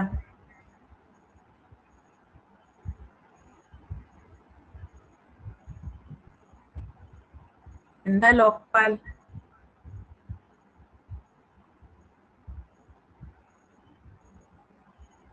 നമ്മുടെ രാജ്യത്തെ കറപ്ഷൻ തടയുന്നതിന് വേണ്ടിയിട്ട് സെൻട്രൽ ഗവൺമെന്റ് ഇൻട്രൊഡ്യൂസ് ചെയ്തിട്ടുള്ള അതോറിറ്റിയാണ് Lokpal. State government anti corruption agencies ആണ് അല്ലെ. സ്റ്റേറ്റ് ഗവൺമെന്റിന്റെ അണ്ടറിലുള്ള അതോറിറ്റിയാണ് ലോകായുക്ത എന്ന് പറയുന്നത്. അപ്പൊ എങ്ങനെയാണ് ഈ ലോക്പാൽ, ലോകായുക്ത ഇന്ത്യയിൽ എമർജ് ചെയ്ത് വരുന്നത് എന്നുള്ളതാണ് നമ്മൾ പഠിക്കാൻ പോകുന്നത്. നിങ്ങൾ മനസ്സിലാക്കേണ്ട കാര്യം, ഈ പറയുന്ന ലോക്പാൽ, ലോകായുക്ത എന്നിങ്ങനെ രണ്ട് അതോറിറ്റീസ് വേണം എന്ന് ആദ്യമായിട്ട് റെക്കമെൻഡ് ചെയ്യുന്നത് first administrative reform commission in 1966-70 ആണ്. ഫസ്റ്റ് ARC ആണ് ഇത്തരത്തിൽ ആളുകളുടെ ഗ്രീവൻസ്, സിറ്റിസൺസ് ഗ്രീവൻസിന് വേണ്ടിയിട്ട്, അത് റീഡ്രസിൽ നടത്തുന്നതിന് വേണ്ടിയിട്ട് രണ്ട് സ്പെഷ്യൽ അതോറിറ്റീസ് വേണം എന്ന് പറഞ്ഞ് ആദ്യമായിട്ട് ഒരു ഐഡിയ കൊണ്ടുവരുന്നത്. ആൻഡ് ഇതെന്ന് പറയുന്നത് നമ്മുടെ സ്കാൻഡിനേവിയൻ കൺട്രീസിലെ സ്വീഡൻ, അതുപോലെ തന്നെ നെതർലൻഡ്സ്, അങ്ങനെയുള്ള ഈ പറയുന്ന സ്കാൻഡിനേവിയൻ കൺട്രീസ് ഉണ്ടല്ലോ, ഇല്ലെങ്കിൽ ന്യൂസിലൻഡ്, അങ്ങനെയൊക്കെയുള്ള കൺട്രീസ് ഉണ്ടല്ലോ. ഇത്തരത്തിലുള്ള സ്കാൻഡിനേവിയൻ കൺട്രീസിൽ നിലനിൽക്കുന്ന ഓംബുഡ്സ്മാൻ എന്ന് പറയുന്ന ആ ഒരു ഇൻസ്റ്റിറ്റ്യൂഷന് ബദലായിട്ട്, അല്ലെങ്കിൽ അതുപോലെയുള്ള ഒരു പാറ്റേണിലാണ് ഇന്ത്യയിൽ ലോക്പാൽ ആൻഡ് ലോകായുക്ത ഇൻട്രൊഡ്യൂസ് ചെയ്യുന്നത്. ഇനി ഇതിന്റെ ഒരു കാര്യം പറയുവാണെങ്കിൽ വളരെ ഒരുപാട് തവണ ഈ ഒരു ബില്ല് കൊണ്ടുവന്നു, ലോക്പാൽ ലോകായുക്ത ബില്ലൊക്കെ കൊണ്ടുവന്നു. പക്ഷെ പലതവണ എന്ത് ചെയ്തില്ല, ഇത് പാസ്സായില്ല. പലതവണ ഇത് ഡിസോൾവ്ഡ് ആയി പോയി, പലതവണ ഇത് ലാപ്സ് ആയി പോയി. അങ്ങനെ അവസാനമാണ് 2011 ഈ ബില്ല് ഒരു കര പറ്റിയെടുക്കുന്നത്. ഇല്ലെങ്കിൽ എന്താണ്, നമ്മുടെ നിയമസഭയിലും രാജ്യസഭയില്, ലോക്സഭയിലും രാജ്യസഭയിലും ഇത് പാസ്സാക്കുന്ന 2011 അപ്പൊ നമുക്ക് അതിന്റെ ഒരു സ്റ്റേജ് നോക്കാം. നമ്മൾ ആദ്യമേ പറഞ്ഞു ARCയുടെ റെക്കമെൻഡേഷനിലാണ് ലോക്പാൽ ലോകായുക്ത ആദ്യമായിട്ട് ഇൻട്രൊഡ്യൂസ് ചെയ്യുന്നത്. അതിന്റെ ഭാഗമായിട്ട് ധാരാളം ബില്ലുകൾ, ലോക്പാലും ലോകായുക്ത ബേസ് ചെയ്തിട്ട് ധാരാളം ബില്ലുകൾ പാർലമെന്റിൽ അവതരിപ്പിച്ചിട്ടുണ്ട്. അങ്ങനെ ആദ്യമായിട്ട് ലോക്പാൽ സഭയിൽ അവതരിപ്പിക്കുന്നത് കോൺഗ്രസ് ഗവൺമെന്റ് ആണ്. ഇന്ദിരാഗാന്ധിയുടെ നേതൃത്വത്തിലുള്ള കോൺഗ്രസ് ഗവൺമെന്റ് ആണ് ലോക്പാൽ ആദ്യമായിട്ട് അവതരിപ്പിക്കുന്നത് ഇൻ 1968. രണ്ടാമതായിട്ട് 1971 കോൺഗ്രസ് ഗവൺമെന്റ് തന്നെ, അതും ഇന്ദിരാഗാന്ധിയുടെ നേതൃത്വത്തിലുള്ള കോൺഗ്രസ് ഗവൺമെന്റ് തന്നെയാണ് രണ്ടാമതായിട്ട് അവതരിപ്പിക്കുന്നത്. മൂന്നാമതായിട്ട് 1977 ഒരു ചേഞ്ച് വന്നിരുന്നു അല്ലെ, കോൺഗ്രസ് ഗവൺമെന്റ് മാറി ജനതാ ഗവൺമെന്റ് വന്നിരുന്നു അല്ലെ. മൊറാർജി ദേശായിയുടെ നേതൃത്വത്തിലുള്ള ജനതാ ഗവൺമെന്റ് ആണ് മൂന്നാമതായിട്ട് ഈ ബില്ല് അവതരിപ്പിക്കുന്നത്. ദെൻ 1985 കോൺഗ്രസ് ഗവൺമെന്റ്, രാജീവ് ഗാന്ധിയുടെ നേതൃത്വത്തിലുള്ള കോൺഗ്രസ് ഗവൺമെന്റ് വീണ്ടും ഈ ബില്ല് അവതരിപ്പിച്ചു. ദെൻ 1989 നമ്മുടെ VP സിംഗിന്റെ നേതൃത്വത്തിലുള്ള വീണ്ടും കോൺഗ്രസ് ഇതര ഗവൺമെന്റ് ആണ് നാഷണൽ ഫ്രണ്ട് ഗവൺമെന്റ് അവതരിപ്പിക്കുന്നു. 1996 UPA ഗവൺമെന്റ് തന്നെ വരുന്നു. ദെൻ 1998 BJP ലെഡ് കോalition ഗവൺമെന്റ് ആണ് AB വാജ്പേയിയുടെ നേതൃത്വത്തിൽ. ദെൻ AB വാജ്പേയി തന്നെ NDA ഗവൺമെന്റ് എന്ത് ചെയ്തു? 2001 അവതരിപ്പിച്ചു. ദെൻ 2011 നമ്മുടെ UPA ഗവൺമെന്റ് മൻമോഹൻ സിംഗിന്റെ നേതൃത്വത്തിലുള്ള UPA ഗവൺമെന്റ് അവതരിപ്പിച്ചു. ദെൻ 2011 ഡിസംബറിൽ വീണ്ടും UPA ഗവൺമെന്റ് മൻമോഹൻ സിംഗിന്റെ നേതൃത്വത്തിൽ ഈ ബില്ല് അവതരിപ്പിച്ചു. അപ്പൊ ഈ 10 തവണ ഇങ്ങനെ ബില്ല് അവതരിപ്പിക്കാനുള്ള കാരണങ്ങൾ എന്തൊക്കെയാണെന്ന് നമുക്ക് നോക്കാം. ആദ്യത്തെ 4 ബില്ലുകൾ, അതായത് ഇന്ദിരാഗാന്ധി 1968 71 അവതരിപ്പിച്ചതും, അതുപോലെ 77 മൊറാർജി ദേശായി അവതരിപ്പിച്ചതും, 1985 രാജീവ് ഗാന്ധി ഗവൺമെന്റിൽ അവതരിപ്പിച്ചതും ഒക്കെ എന്ത് സംഭവിച്ചു? ഡിസൊല്യൂഷൻ ഓഫ് ലോക്സഭ, അതായത് 5 വർഷം കൂടുമ്പോൾ ലോക്സഭ കഴിയുമല്ലോ, കാലാവധി കഴിയുമല്ലോ. അങ്ങനെ ലോക്സഭയുടെ കാലാവധി കഴിഞ്ഞതോടുകൂടി ഈ 4 തവണ എന്ത് ചെയ്തു? ബില്ല് ലാപ്സ് ആയിപ്പോയി, അതായത് ബില്ല് പൂർത്തിയാക്കാൻ പറ്റില്ല. 5ാമത്തെ തവണ, അതായത് VP സിംഗിന്റെ നേതൃത്വത്തിൽ 1989 അവതരിപ്പിച്ച ബില്ലിന് എന്ത് സംഭവിച്ചെന്ന് ചോദിച്ചു കഴിഞ്ഞാല് ഗവൺമെന്റ് തന്നെ എന്ത് ചെയ്തു? ഈ ബില്ലിനെ അങ്ങ് വിഡ്രോൺ ചെയ്തു. പിന്നെ അടുത്തത് ബാക്കിയുള്ള 6th 7th ബില്ലും ഒക്കെ ഈ പറയുന്നത് പോലെ തന്നെ ലോക്സഭയുടെ ഡിസൊല്യൂഷൻ കാരണം ലാപ്സ് ആയി പോയതാണ്. 8th ബില്ലും അങ്ങനെ തന്നെയാണ്. 9th ബില്ല് ഗവൺമെന്റ് വിഡ്രോ ചെയ്തതാണ്. 10ാമത്തെ ബില്ലാണ് ലാസ്റ്റ് ആയിട്ട് ഇനാക്ട് ചെയ്യപ്പെടുന്നത്. അങ്ങനെ ലോക്പാൽ ലോകായുക്ത ബിൽ 2011 സഭയിൽ അവതരിപ്പിക്കുന്നു. അതിനുശേഷം അത് പാസ്സായി. Lokpal and Lokayukta act 2013 പാസ്സാകുന്നു. നിങ്ങൾ ഇതൊന്നും പഠിക്കേണ്ട കാര്യം ഇതാണ്. Lokpal and Lokayukta bill enact ചെയ്ത വർഷം, ഇല്ലെങ്കിൽ ഇനാക്ട് ചെയ്ത ആക്ട്, അത് 2013 ക്ലിയർ ആയല്ലോ? ഇത്രയും മനസ്സിലായോ? ബാക്കിയെല്ലാം നിങ്ങൾക്ക് വായിക്കാൻ വേണ്ടിയിട്ടാണ് തന്നത്. ലോക്പാൽ ആരാണ് ഫസ്റ്റ് റെക്കമെൻഡ് ചെയ്തത്? ഫസ്റ്റ് ARC ആണ് അല്ലെ? അത് പഠിച്ചു വെക്കുക. എന്നാണ് ലോക്പാൽ ഇനാക്റ്റഡ് ആയത്? 2013. ഇത്രയും മാത്രം പഠിച്ചാൽ മതി. ക്ലിയർ ആയല്ലോ? ബാക്കിയെല്ലാം വായിക്കുക. ഓക്കെ ആണോ?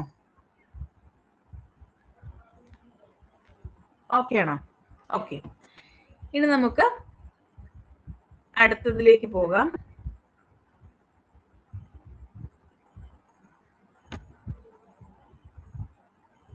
UPSC ആണ്. ഓൾറെഡി നമ്മൾ പറഞ്ഞൊക്കെ തന്നെയാണ്, പക്ഷെ UPSC യെ കുറിച്ച് നമ്മളൊന്നും പറയണമല്ലോ. UPSC എന്ന് വെച്ച് കഴിഞ്ഞാൽ ഇന്ത്യയിലെ സെൻട്രൽ റിക്രൂട്ടിംഗ് ഏജൻസി ആണ് UPSC എന്ന് പറയുന്നത്.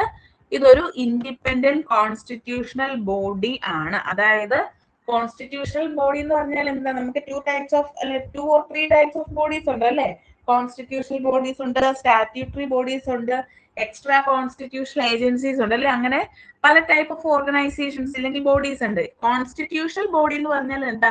കോൺസ്റ്റിറ്റ്യൂഷൻ ക്രിയേറ്റഡ് ആയ സമയത്ത്, ഇല്ലെങ്കിൽ കോൺസ്റ്റിറ്റ്യൂഷൻ ക്രിയേറ്റഡ് ആയ സമയത്തോ അല്ലെങ്കിൽ കോൺസ്റ്റിറ്റ്യൂഷനിൽ ഡയറക്റ്റ് ആയിട്ടോ ഉൾക്കൊള്ളിച്ചിരിക്കുന്ന കാര്യങ്ങളെയാണ് നമ്മൾ എന്ത് പറയുന്നത്? കോൺസ്റ്റിറ്റ്യൂഷണൽ ബോഡീസ് എന്ന് പറയുന്നത്. നമുക്ക് ധാരാളം കോൺസ്റ്റിറ്റ്യൂഷണൽ ബോഡീസ് ഉണ്ട്. ഫിനാൻസ് കമ്മീഷൻ ഉണ്ട്, ഇലക്ഷൻ കമ്മീഷൻ ഉണ്ട്, UPSC ഉണ്ട്. അങ്ങനെ നമുക്ക് ധാരാളം കോൺസ്റ്റിറ്റ്യൂഷണൽ ബോഡീസ് ഉണ്ട്. അതിൽ പ്രധാനപ്പെട്ട ഒരു കോൺസ്റ്റിറ്റ്യൂഷണൽ ബോഡിയാണ് UPSC എന്ന് പറയുന്നത്. നമ്മുടെ കോൺസ്റ്റിറ്റ്യൂഷൻ ആർട്ടിക്കിൾ 315 to 323, 315 മുതൽ 323 വരെ പാർട്ട് 14 ഈ പറയുന്ന UPSC യെ കുറിച്ച് ഉൾക്കൊള്ളിച്ചിരിക്കുന്നത്. അതായത് UPSC എങ്ങനെ പ്രവർത്തിക്കുന്നു, അതിന്റെ അപ്പോയിന്റ്മെന്റ് സ്ട്രക്ചർ എങ്ങനെയാണ്, അതിലെ മെമ്പേഴ്സിനെ എങ്ങനെയാണ് റിമൂവ് ചെയ്യേണ്ടത്, അതിന്റെ പവർ ആൻഡ് ഫങ്ഷൻസ് എന്തൊക്കെയാണ് തുടങ്ങിയ കാര്യങ്ങളെല്ലാം ഉൾക്കൊള്ളിച്ചിരിക്കുന്നത് ആർട്ടിക്കിൾ 315 മുതൽ 323 വരെയുള്ള പാർട്ട് 14 ഇനി മറ്റൊന്ന്, the chairman and members of the commission hold office four A time of 6 years. 6 വർഷമാണ് ചെയർമാന്റെ മറ്റ് UPSC മെമ്പേഴ്സിന്റെയും കാലാവധി. അല്ലെങ്കിൽ ദേ അറ്റൈൻ ദ ഏജ് ഓഫ് 65. ഒന്നെങ്കിൽ 6 വർഷം അല്ലെങ്കിൽ 65 വയസ്സ് വരെ. ഇതിൽ ഏതാണോ ആദ്യം വരുന്നത് അതായിരിക്കും കൺസിഡർ ചെയ്യുന്നത്. ഇനി 6 years പൂർത്തിയാക്കാത്ത ഒരു വ്യക്തിക്ക് 65 വയസ്സായെങ്കിൽ അയാൾ ഓട്ടോമാറ്റിക്കലി എന്ത് ചെയ്യും? അതിൽ നിന്നും റിട്ടയർഡ് ആയിക്കൊണ്ടിരിക്കും. അപ്പൊ 65 വയസ്സോ 6 വർഷവുമാണ് chairman and members of the കമ്മീഷന്റെ കാലാവധി എന്ന് പറയുന്നത്. And the president of India ആണ് ഈ മെമ്പേഴ്സിനെയും ചെയർമാനെയും അപ്പോയിന്റ് ചെയ്യുന്നത്. നമ്മുടെ ഇന്ത്യയുടെ മെറിറ്റ് സിസ്റ്റത്തിന്റെ വാച്ച് ഡോഗ് ആയിട്ടാണ് UPSC കൺസിഡർ ചെയ്യുന്നത്. ഓൾ ഇന്ത്യ സർവീസസിലേക്കും സെൻട്രൽ സർവീസസിലേക്കുമുള്ള റിക്രൂട്ട്മെന്റ് നടത്തുക എന്നുള്ളതാണ് ഇവര് പ്രധാനമായിട്ട് ചെയ്യുന്നത്. ഓക്കെ, ക്ലിയർ ആയോ? UPSC ക്ലിയർ ആയോ? ഇത്രേ പറഞ്ഞോളൂ. Central recruiting agency in India ആണ്. ഇതൊരു കോൺസ്റ്റിറ്റ്യൂഷണൽ ബോഡിയാണ്. ആർട്ടിക്കിൾ 315 to 323 പാർട്ട് 14 ഇത് വരുന്നത്. ഒന്നെങ്കിൽ 65 ഇയേഴ്സ് അല്ലെങ്കിൽ 6 ഇയേഴ്സ് കംപ്ലീറ്റ് ആവുന്നതാണ് അവരുടെ കാലാവധി എന്ന് പറയുന്നത്. പ്രസിഡന്റ് ആണ് അവരെ അപ്പോയിന്റ് ചെയ്യുന്നത്. ഇന്ത്യയുടെ മെറിറ്റ് സിസ്റ്റത്തിന്റെ വാച്ച്ഡോഗ് എന്നാണ് അറിയപ്പെടുന്നത്. ഓൾ ഇന്ത്യ സർവീസസിലേക്കും സെൻട്രൽ സർവീസസിലേക്കുമുള്ള എക്സാംസ് റിക്രൂട്ട്മെന്റ് നടത്തുക എന്നുള്ളതാണ് ഇവർ ചെയ്യുന്നത്. ഓക്കെ ആണോ? ക്ലിയർ ആണോ? ഇനിയുള്ളത് സ്റ്റേറ്റ് PSC ആണ്. സ്റ്റേറ്റ് PSC ഇതുപോലെ തന്നെ ഒരു കോൺസ്റ്റിറ്റ്യൂഷണൽ ബോഡിയാണ്. ഈ പറഞ്ഞിരിക്കുന്നത് പോലെ തന്നെ സെയിം 315 to 323 ഓഫ് പാർട്ട് 14 തന്നെയാണ് ഇത് പറഞ്ഞിരിക്കുന്നത്. ഇതിനകത്ത് എന്താണ് സ്റ്റേറ്റ് PSCയുടെ കോമ്പോസിഷനും പവേഴ്സും ഫങ്ഷൻസും ഒക്കെ പറയുന്നുണ്ട്. ഇവിടെ മാറ്റം എന്താന്ന് ചോദിച്ചാൽ സെൻട്രൽ ഗവൺമെന്റ് അല്ലെങ്കിൽ UPSCയിലെ മെമ്പേഴ്സിനെ ചെയർമാനെ അപ്പോയിന്റ് ചെയ്യുന്നത് പ്രസിഡന്റ് ഓഫ് ഇന്ത്യ ആണ്. പക്ഷെ ഇവിടെ ഗവർണർ ഓഫ് ദി സ്റ്റേറ്റ് ആയിരിക്കും അപ്പോയിന്റ് ചെയ്യുന്നതിനുള്ള വ്യത്യാസമുള്ളൂ. രണ്ടും nominal executive of the government ആണ് ചെയ്യുന്നത്. ഒന്ന് സെൻട്രൽ ലെവലിലും ഒന്ന് സ്റ്റേറ്റ് ലെവലിലും ആണെന്ന് മാത്രം. ഇനി മറ്റൊരു ഡിഫറൻസ് എന്ന് പറയുന്നത് ഇവരുടെ ടേം 6 ഇയേഴ്സ് ആണ്. പക്ഷെ അവരുടെ വയസ്സ് എന്ന് പറയുന്നത് 62 ഇയേഴ്സ് ആണ്. നിങ്ങൾക്ക് തെറ്റിപ്പോയത് കേട്ടോ. ഇത് സ്റ്റേറ്റ്മെന്റ് ആയിട്ട് നിങ്ങളോട് ചോദിക്കാറുണ്ട്. സ്റ്റേറ്റ് PSCയുടെ വയസ്സ് എന്ന് പറയുന്നത് 62 വയസ്സാണ്. പക്ഷെ സെൻട്രൽ UPSCയുടെ വയസ്സ് എന്ന് പറയുന്നത് 65 വയസ്സാണ്. അപ്പം സ്റ്റേറ്റ് PSCയിലെ മെമ്പറിന്റെ കാലാവധി ഒന്നെങ്കിൽ 6 വർഷം അല്ലെങ്കിൽ 62 വയസ്സ് പൂർത്തിയാകുന്നത് വരെയാണ്. ഏതാണോ ആദ്യം വരുന്നത് അതായിരിക്കും കൺസിഡർ ചെയ്യുന്നത്. പിന്നെ അതോടൊപ്പം തന്നെ നിങ്ങൾ മനസ്സിലാക്കേണ്ട ഒരു കാര്യം, 2 അതിലധികമോ സ്റ്റേറ്റുകളിലേക്കായിട്ട് ജോയിന്റ് സ്റ്റേറ്റ് പബ്ലിക് സർവീസ് കമ്മീഷന്റെ എക്സ്റ്റാബ്ലിഷ്മെന്റിനെ കുറിച്ച് നമ്മുടെ കോൺസ്റ്റിറ്റ്യൂഷനിൽ പറഞ്ഞിട്ടുണ്ട്. അതായത് ഇപ്പോൾ ഒരു സ്റ്റേറ്റിന് മാത്രമായിട്ടൊരു സ്റ്റേറ്റ് പബ്ലിക് സർവീസ് കമ്മീഷൻ വേണം നിർബന്ധമില്ല. 2 അതിലധികമോ സ്റ്റേറ്റിന് കൂടി ചേർന്ന് ഒരു സ്റ്റേറ്റ് പബ്ലിക് സർവീസ് കമ്മീഷൻ, അതിനെ joint state public service commission എന്ന് പറയും. അതിന്റെ എക്സ്റ്റാബ്ലിഷ്മെന്റിനെ കുറിച്ചുള്ള ഒരു പ്രൊവിഷൻ നമ്മുടെ കോൺസ്റ്റിറ്റ്യൂഷനിൽ ആഡ് ചെയ്തിട്ടുണ്ട്. അപ്പോൾ അങ്ങനെ വരുമ്പോഴേക്കും അതൊരു കോൺസ്റ്റിറ്റ്യൂഷണൽ ബോഡി ആവില്ല. കാരണം അതൊരു സ്റ്റാറ്റ്യൂട്ടറി ബോഡി ആയിരിക്കും. അങ്ങനെ കോൺസ്റ്റിറ്റ്യൂഷനിൽ അങ്ങനെ ഒരു പ്രൊവിഷൻ പറഞ്ഞിട്ടുണ്ടെങ്കിലും മാൻഡേറ്ററി എക്സ്റ്റാബ്ലിഷ്മെന്റ് പറയാത്തത് കൊണ്ട് തന്നെ അതൊരു പാർലമെന്റിന്റെ ആക്ട് വഴി അല്ലെങ്കിൽ പാർലമെന്റിന്റെ ഒരു ആക്ട് വഴിയിട്ടായിരിക്കും ഈ ഒരു സർവീസ് കമ്മീഷൻ ഫോം ചെയ്യുന്നത്. അതുകൊണ്ട് തന്നെ അതൊരു കോൺസ്റ്റിറ്റ്യൂഷണൽ ബോഡി അല്ല, അതൊരു സ്റ്റാറ്റ്യൂട്ടറി ബോഡിയാണ്. അപ്പൊ നിങ്ങളോട് ഇങ്ങനെ സ്റ്റേറ്റ്മെന്റിൽ ചോദിക്കാം, joint state public service commission എന്ന് പറയുന്നത് ഒരു കോൺസ്റ്റിറ്റ്യൂഷണൽ ബോഡിയാണ്, ശരിയാണോ തെറ്റാണോ എന്ന് ചോദിച്ചാൽ അത് തെറ്റായ സ്റ്റേറ്റ്മെന്റ് ആണ്. Joint service public service commission എന്ന് പറയുന്നത് അതൊരു സ്റ്റാറ്റ്യൂട്ടറി ബോഡിയാണ്. It's not a constitutional body. Clear ആയോ? ഓക്കെ ആണോ?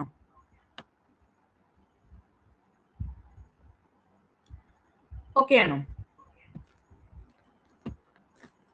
ക്ലിയർ ആയോ?